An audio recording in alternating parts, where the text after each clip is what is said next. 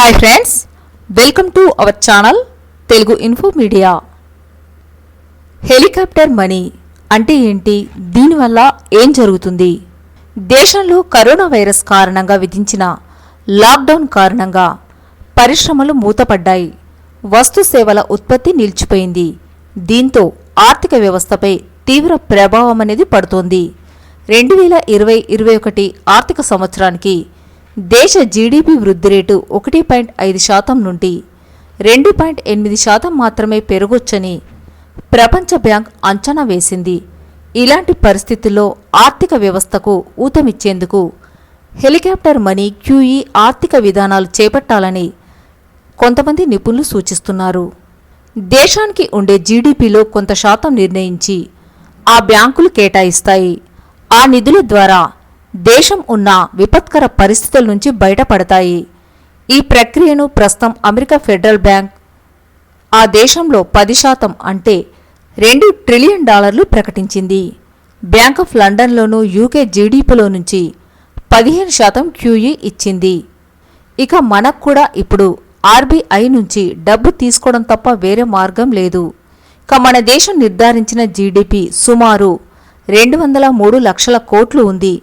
ఇందులో కనీసం 5% క్యూఈ చేస్తే 10 లక్షల కోట్ల డబ్బు అనేది వస్తుంది. దాన్ని వివిధ రూపాల్లో వెచ్చించవచ్చు. ప్రస్తుతం అసంఘటిత రంగంలో ఎంతోమంది వ్యాపారులు నష్టపోతున్నారు. ప్రభుత్వాలు సహకరించాలని వారు కోరుతున్నారు. రైతుల నుంచి ధాన్యాలు కూడా కొనాలని దేశవ్యాప్తంగా రైతులు కోరుతున్నారు. క్యూఈ ద్వారా వచ్చే డబ్బుతో మనం ఈ రంగాలన్నిటికీ మేలు చేకూర్చవచ్చని కొంతమంది నిపుణుల వాదన. ఇలాంటి డబ్బును హెలికాప్టర్ మనీగా వ్యవహరిస్తారు. టాప్ బ్యాంక్ అయిన ఆర్బీఐ ఈ డబ్బు ఇస్తుంది కాబట్టి దీన్ని అలా వ్యవహరిస్తారు.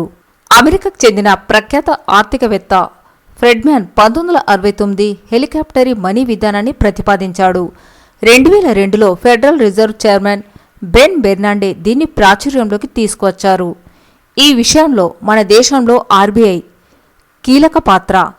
దీని ప్రకారం నోట్ల ముద్రణ పెంచి ఆర్థిక వ్యవస్థలోకి పెద్ద ఎత్తున నగదును చలామణిలోకి తీసుకురావడం దీని యొక్క ముఖ్య ఉద్దేశం. ప్రజల వద్ద డబ్బులు లేక కొనుగోలు శక్తి తగ్గిపోయిన నేపథ్యంలో డబ్బులను విరివిగా ఇవ్వడం ద్వారా డిమాండ్ను సప్లైను పెంచడానికి ఈ విధానం అనేది దోహదపడుతుంది. క్వాంటిటేటివ్ ఈజింగ్ కూడా ఇలాంటిదే. అయినా దీనికి ప్రభుత్వం వద్ద నుండి ఆర్బీఐ బాండ్లు కొనుగోలు చేస్తుంది. దీని కింద కూడా నోట్లను అధికంగా ముద్రించవలసి ఉంటుంది. ఇంతకుముందు ఈ విధానాన్ని అమెరికా, జపాన్ వంటి దేశాలు అవలంబించాయి. 2008లో సంభవించిన మాంద్యం పరిస్థితులను ఎదుర్కొనేందుకు అమెరికా హెలికాప్టర్ మనీ విధానాన్ని అనుసరించింది. 2016లో జపాన్ సైతం హెలికాప్టర్ మనీ విధానాన్ని అవలంబించింది.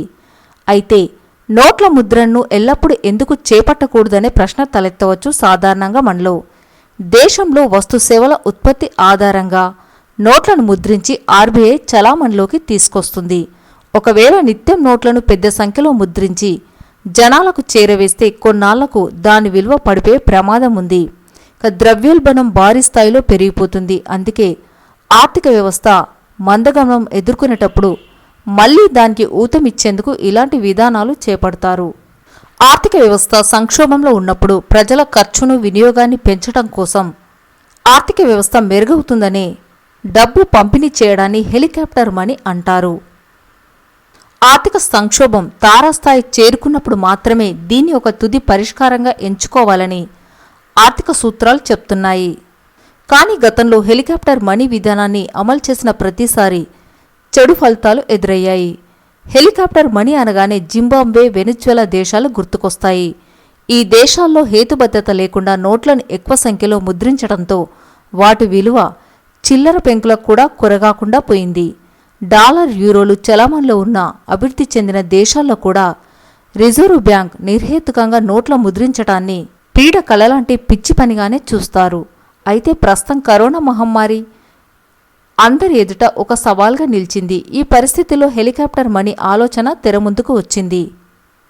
ఇక హెలికాప్టర్ మనీ ఆలోచన అనేది చాలా ప్రమాదకరం. కేంద్ర బ్యాంకులు ఈ పని చేయడానికి భయపడతాయి. ఆర్థిక వ్యవస్థలోకి డబ్బును అధికంగా గుమ్మరించినప్పుడు ఆ డబ్బు మీద ప్రజలు నమ్మకాన్ని కోల్పోతారు. ఫలితంగా ద్రవ్యోల్బణం పెరుగుతుంది. ఒకవేళ నెల రోజుల్లో కరోనా అదుపులోకి వచ్చే పరిస్థితి ఉంటే ఇది తప్పుడు నిర్ణయం అవుతుంది. అలా కాకుండా కొన్ని నెలల పాటు ఈ సంక్షోభం అనేది కొనసాగితే అప్పుడు మరి ఈ విషయం గురించి ఆలోచించవచ్చని ఆర్థిక నిపుణులు అంటున్నారు. మరికొంతమంది ఆర్థికవేత్తలు హెలికాప్టర్ మనీ విధానాన్ని మరింత సరళంగా మార్చవచ్చని నమ్ముతారు. ఆపత్కాలంలో ఖర్చులకు డబ్బును అందించడం కేంద్ర బ్యాంకుల బాధ్యత అయినప్పటికీ వ్యవస్థలో ద్రవ్య ప్రవాహాన్ని పెంచడానికి ఇతర మార్గాలు కూడా ఉన్నాయి, కానవి మరింత సంక్లిష్టమైనవి. ఐరోపా మరియు అమెరికాలో ఆర్థిక మందగమనం ప్రభావాలను తగ్గించడానికి ఇటీవల తీసుకున్న పన్ను రాయితీల వంటి చర్యలను హెలికాప్టర్ మనీకి ఉదాహరణగా చెప్తారు. దీని లక్ష్యం ప్రజలను ఎక్కువ ఖర్చు చేసేలా చేయడం. ఇదంతా కూడా హెలికాప్టర్ డబ్బు విధానం ద్వారా ఎంత ఖర్చును పెంచగలదో, ఆర్థిక వ్యవస్థను ఎంత ఉపశమనం లభించే అవకాశం ఉందనే అంశాల మీద ఆధారపడి ఉంటుంది. ఇప్పుడు అమెరికాలో కరోనా వైరస్ దెబ్బకు విలువిల్లాడుతోంది. ఆ దేశంలో నిరుద్యోగం 20-40% దాకా పెరిగే అవకాశాలు కూడా కనిపిస్తున్నాయి. కొలంబియా విశ్వవిద్యాలయంలోని school of public and international affairs professor వారు హెలికాప్టర్ మనీ విధానానికి ఇది తగిన సమయమే అంటున్నారు. Centre for research and international economics ఆర్థిక వ్యవస్థను వేగవంతం చేయడానికి విప్లవాత్మక చర్యలు తీసుకోవాలని నమ్ముతున్న వారిలో ఆయన ఒకరు. హెలికాప్టర్ మనీని ప్రయోగించే సమయం ఆసన్నమైనందున అత్యవసర పరిస్థితిగా చూస్తున్నారు. అయితే ఇలా చేయడం ద్వారా సెంట్రల్ బ్యాంకులకు ప్రతిఫలంగా వచ్చేది ఏమీ ఉండదు. ప్రపంచవ్యాప్త ఆర్థిక మందగమనం తీవ్రతరం అవుతుంది. నిరుద్యోగం గరిష్ట స్థాయికి చేరుకుంటుంది. ఈ విషయంలో ఆర్థిక నిపుణులు ఏకాభిప్రాయం వ్యక్తం చేస్తున్నారు. పేదరికం పెరుగుతున్నా నిరుద్యోగంతో పోరాడుతున్న ప్రభుత్వాలకు ప్రత్యామ్నాయాలను పరిశీలించవలసిన అవసరం ఆసన్నమైందని, మరి ఈ సమయంలో హెలికాప్టర్ మనీ విధానం అనేది ఉపయోగపడుతుందని అంటున్నారు. 1918లో ప్రపంచంలో స్పానిష్ ఫ్లూ వచ్చింది. 2008లో ప్రపంచ ఆర్థిక సంక్షోభం వచ్చింది. 2 సందర్భాల్లో ప్రపంచం ఓ విధానాన్ని అనుసరించింది. ఇలాంటి సందర్భాల్లో కేంద్ర రాష్ట్ర ప్రభుత్వాల మధ్య నిధులు ఉండవు. అలాంటప్పుడు కేంద్రమే రాష్ట్రాలకు నిధులు ఇవ్వాల్సి ఉంటుంది. ప్రపంచం అవలంబిస్తున్న విధానమే క్వాంటిటేటివ్ ఈజింగ్ QE. భారత్లో అమలు చేయాలని ఇదే ఏకైక మార్గంగా అన్ని దేశాలకు ఉండే ఇలాంటి బ్యాంకులు ఈ QEని దేశానికి ఉండే జీడీపీలో కొంత శాతం నిర్ణయించి ఆ బ్యాంకులకు కేటాయిస్తారు. మన దేశంలో నిర్ధారించిన జీడీపీ సుమారు 203 లక్షల కోట్లు. ఇందులో కనీసం 5% QE చేస్తే 10 లక్షల కోట్లు డబ్బు వస్తుంది. దాన్ని వివిధ రూపాల్లో వెచ్చించవచ్చని కొంతమంది ఆర్థిక నిపుణులు సూచిస్తున్నారు. అయితే అంచనాలు తారుమారైతే తీవ్రమైన ద్రవ్యోల్బణం ఏర్పడి ఊహించని పరిస్థితులు తలెత్తే అవకాశాలు కూడా ఉంటాయని మరికొంతమంది హెచ్చరిస్తున్నారు. ఫ్రెండ్స్, మరి ఏం జరుగుతుందో వేచి చూడాల్సిందే. చిన్నతనంలో నోట్ల కట్టలు ఎవరైనా ఆకాశం నుంచి వెదజల్లితే ఎంత బాగుండో అని చాలామందికి అనుకునే ఉంటారు. అంతేందుకు కష్టకాలంలో ఉన్నప్పుడు అలాంటి ఆలోచనలు సాధారణంగా వస్తూ ఉంటాయి. మరి ఇంచుమించు అలాంటిదే ఈ హెలికాప్టర్ మనీ. మరి ప్రస్తుత పరిస్థితుల్లో ప్రభుత్వాలు ఈ హెలికాప్టర్ మనీ విధానాన్ని అవలంబిస్తాయా లేదా అని వేచి చూడాల్సిందే. మరి ఇలాంటి కొన్ని ఆసక్తికరమైన అంశాలు తెలుసుకోవాలంటే please subscribe our channel Telugu info media. మీకు గనుక వీడియో నచ్చితే తప్పక లైక్ అండ్ షేర్ చేయండి. Thanks for watching.